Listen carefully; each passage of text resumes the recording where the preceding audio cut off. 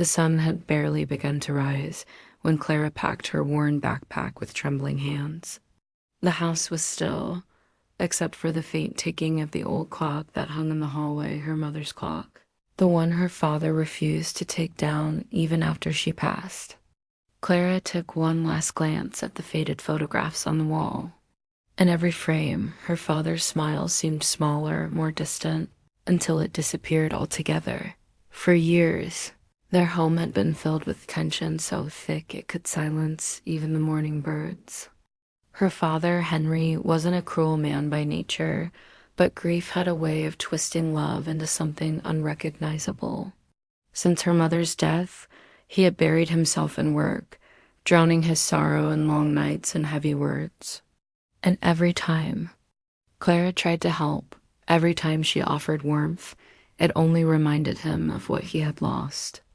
"Don't you have anything better to do than follow me around?" He'd snap. "Go live your life, Clara." She wanted to, but how could she when every corner of that house still echoed with her mother's laughter? Still, that morning felt different. It wasn't just the sunrise or the smell of dew on the window pane. It was the ache in her chest telling her she couldn't keep living in shadows of yesterday. So she wrote a note, folded it carefully, and left it on the kitchen table. "Dad, I love you, but I can't stay where love hurts this much.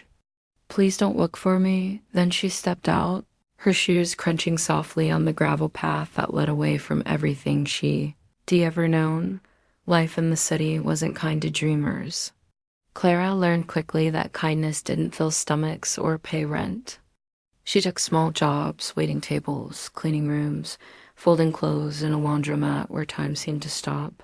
Yet even in the exhaustion, she found peace. No shouting, no memories pressing against her ribs. She often sat on a park bench during her breaks, watching people pass, mothers with children, couples with coffee, old men feeding pigeons. Each face told a story, and in their stories, she found fragments of the motherly love she missed and the fatherly protection she longed for. But as months turned into years, the city hardened her edges. She learned to speak less, to trust carefully, to expect little. Sometimes she wondered if her father ever forgave her for leaving. Sometimes she imagined him sitting alone at the table, reading her note with tired eyes. And sometimes she convinced herself he had already forgotten. Still, there were nights when she clutched her backpack tightly, whispering, "I'm okay, Mom." She wasn't, but pretending made it easier to breathe. Back home, Henry's world grew smaller. Without Clara's laughter, the house felt emptier than ever. He found her note on the table that morning and read it 100 times. The first time, he was angry at her for leaving, angry at himself for letting her. The next time, he was silent. By the 10th reading, his hands shook, and tears he hadn't shed in years blurred the ink on the page. He had lost his wife. Now, he had lost his daughter too. The neighbors said he became a ghost of himself, quiet, withdrawn, keeping company only with the wind that crept through the cracks of his old home. He stopped working, stopped cooking, stopped living, but he never stopped hoping. Every morning, he brewed an extra cup of coffee, setting it on the table across from his own, just in case she came back. 10 years passed. The city moved on, but Clara didn't. Her hair grew longer, her steps slower, her smile softer. She found small joys helping an old woman cross the street, teaching a child to tie their shoes, leaving coins and parking meters for strangers. And yet, the park bench remained her place of refuge.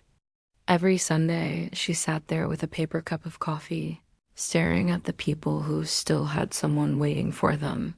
That's where Henry found her. He didn't recognize her at first. The wrinkles on her hands, the tired look in her eyes. She had grown, but so had he. His hair was whiter, his back bent, his face marked with regret. He had been searching for her for months, tracing every clue, every story, every whisper. And then, as he walked through that park one Sunday morning, something in the air told him to stop. He saw a woman sitting alone, head bowed, holding a paper cup. There was something familiar in the way she held herself, the way her fingers tapped gently against the lid. He took a slow step forward, then another. Clara? He whispered. Her name hung in the air like a fragile memory.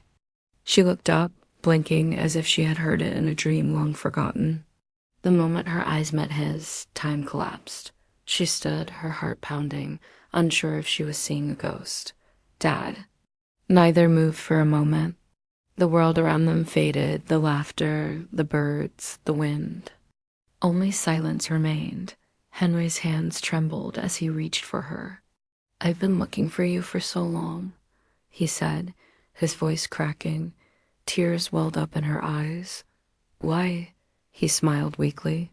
"Because I finally learned that love doesn't end with mistakes." For a moment, neither spoke. Words seemed too fragile to carry the weight of 10 lost years. Clara wanted to ask 100 questions. Why now? Why here?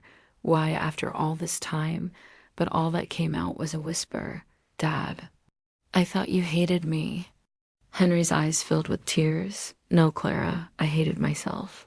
Every time I looked at you, I saw your mother's smile. And I wasn't ready to lose her twice." Clara's lips trembled. "You never told me that?" He nodded slowly. "I didn't know how. I thought being strong meant being silent. But silence became a wall I couldn't tear down." The wind rustled through the park, carrying the faint laughter of children playing nearby. It was strange how life kept moving, even when hearts stood still. Henry reached into his coat pocket and pulled out a small, folded piece of paper. The edges were worn, the ink faint, but Clara recognized it instantly. Her letter. "You kept it?" She whispered. He smiled through tears. "Every day." It reminded me that you loved me once, and that maybe one day you'd love me again. Her chest tightened.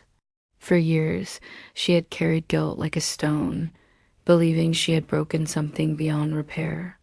But now, seeing her father's trembling hands, she realized forgiveness had been waiting for her all along.